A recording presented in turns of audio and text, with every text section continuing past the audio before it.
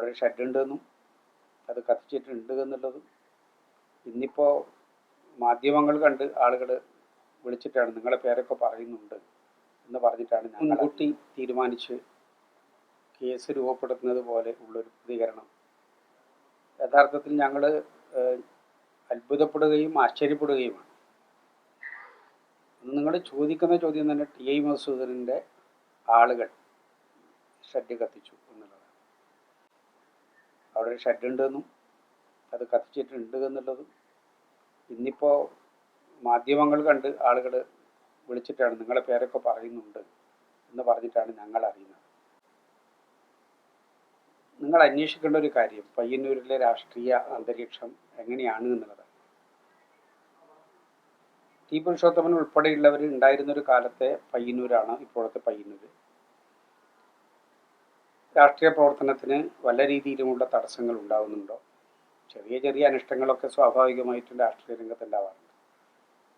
അതിനപ്പുറത്തേക്ക് കടന്ന് അത്യന്തം പ്രകോപനപരമായിട്ടുള്ള അന്തരീക്ഷം ഉണ്ടായിട്ടും ഏറ്റവും സമാധാനപൂർവമായിട്ടുള്ള ഒരു രാഷ്ട്രീയ പ്രവർത്തന സാമൂഹ്യ ജീവിത അന്തരീക്ഷമാണ് പയ്യന്നൂരിലുള്ളത്.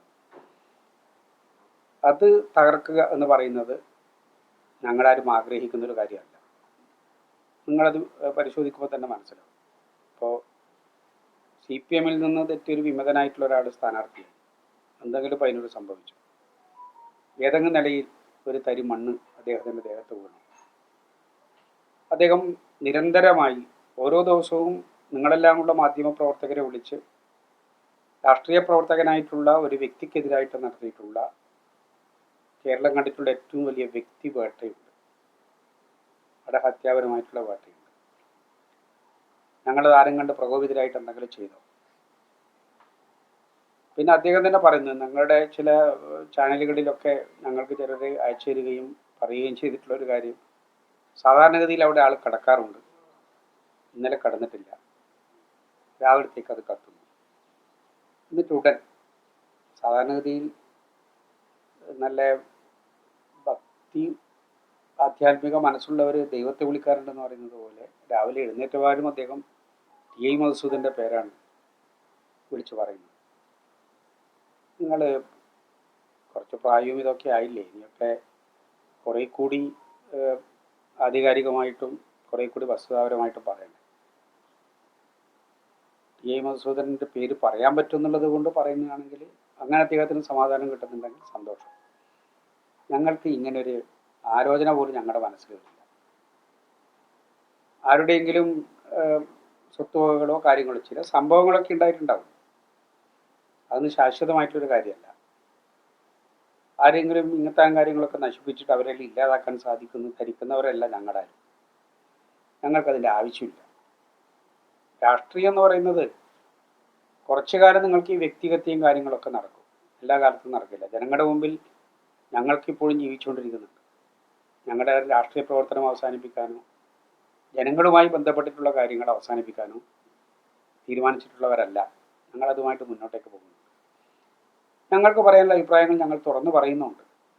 അപ്പോൾ നിങ്ങൾക്കറിയാം, ഇപ്പോൾ എന്താ പിന്നെ ഇതിനുള്ള ചില കാര്യങ്ങളായിട്ട് പറയുന്നതെന്ന് പറഞ്ഞാൽ, പോലീസ് സ്റ്റേഷനിൽ ഞങ്ങൾ DYSP ഉൾപ്പെടെയുള്ള ഉന്നത ഉദ്യോഗസ്ഥന്മാരെ കണ്ട് ജനുവരി 26-ന് ഒരാളുടെ ബൈക്ക് കത്തിച്ചു. 18 വർഷം പഴക്കമുള്ള ബൈക്കാണ്.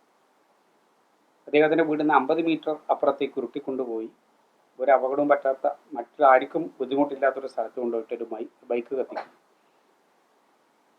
ഇപ്പോൾ MLA ആയിട്ടുള്ള ആൾ പോലീസ് സ്റ്റേഷനിൽ പോയി പിണറായി വിജയൻ്റെ പോലീസ് കുറ്റവാളികളെ കണ്ടെത്തില്ല എന്ന് പറഞ്ഞൊരു പ്രസ്താവനയൊക്കെ നടത്തി. ഞാനിവിടെ കുത്തിയിരിക്കാനാണ് വന്നത് എന്ന് പറഞ്ഞു. പോലീസ് അധികാരികൾ എനിക്ക് ഉറപ്പ് തന്നിട്ടുണ്ട് കുറ്റവാളികൾ പിടിക്കുമെന്ന് പറഞ്ഞു, അതുകൊണ്ട് ഞാൻ പോവുകയാണെന്ന് പറഞ്ഞിട്ട് പോയതാണല്ലോ. പിന്നീട് എന്തുകൊണ്ട് അതിലെ പ്രതികളെ പിടിക്കണം എന്ന ആവശ്യം ഉന്നയിച്ച് മുന്നോട്ടേക്ക് വന്നില്ല? ഇതാണ് ഞങ്ങൾ ചോദിച്ചിട്ടുള്ളൊരു ചോദ്യം. രണ്ടാമത്തെ ഒരു കാര്യം, കോൺഗ്രസ് പ്രവർത്തകയായിട്ടുള്ള ഒരാളുടെ ഒരു സ്ത്രീയുടെ വീട്ടിലേക്ക് പടക്കമെറിഞ്ഞു. അതിൻ്റെ വീഡിയോ ക്ലിപ്പും കാര്യങ്ങളൊക്കെ പോലീസിൻ്റെ കയ്യിലുണ്ട്. എന്തുകൊണ്ട് കുറ്റവാളികളെ പിടിക്കുന്നില്ല?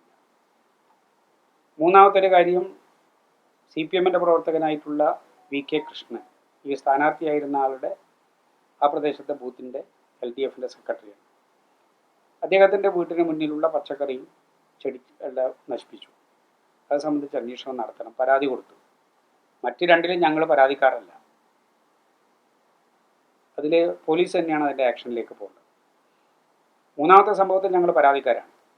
പോലീസ് ശരിയായ രീതിയിൽ അന്വേഷണം നടത്തുകയോ കാര്യങ്ങൾ കാണുകയോ ചെയ്തില്ല. തീർച്ചയായിട്ടും ഞങ്ങളത് ഉന്നയിക്കണ്ടേ. ഞങ്ങൾ പോലീസ് സ്റ്റേഷനിൽ മര്യാദയോടുകൂടി വളരെ ജനാധിപത്യപരമായ രീതിയിൽ നിവേദനം തയ്യാറാക്കി. ഇടതുപക്ഷ ജനാധിപത്യ മുന്നണിയുടെ നേതാക്കന്മാരെല്ലാം പോയി അതവിടെ കൊടുത്തു.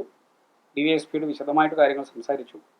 അദ്ദേഹം തീർച്ചയായിട്ടും ഇലക്ഷൻ്റെ ചില പ്രയാസങ്ങൾ വന്നതുകൊണ്ടാണ് ഒരു സ്പെഷ്യൽ ഇൻവെസ്റ്റിഗേഷൻ ടീം ഞങ്ങൾ ജനുവരിയിൽ രൂപീകരിച്ചതായിരുന്നു. പക്ഷേ അതിന് മുന്നോട്ടേക്ക് പോകാൻ കഴിഞ്ഞില്ല. കാരണം പോലീസ് ഉദ്യോഗസ്ഥന്മാരൊക്കെ ട്രാൻസ്ഫറായിട്ട് പോയി. ആ സംവിധാനത്തെ പിന്നീട് പ്രവർത്തിപ്പിക്കാൻ കഴിഞ്ഞില്ല. അതിൻ്റെ ചില പ്രയാസങ്ങൾ കൊണ്ടാണ് ഇതിലെ കുറ്റവാളികളിലേക്ക് എത്താത്തത്. ഞങ്ങൾ അതിനു വേണ്ടിയിട്ടുള്ള നടപടികൾ സ്വീകരിക്കും.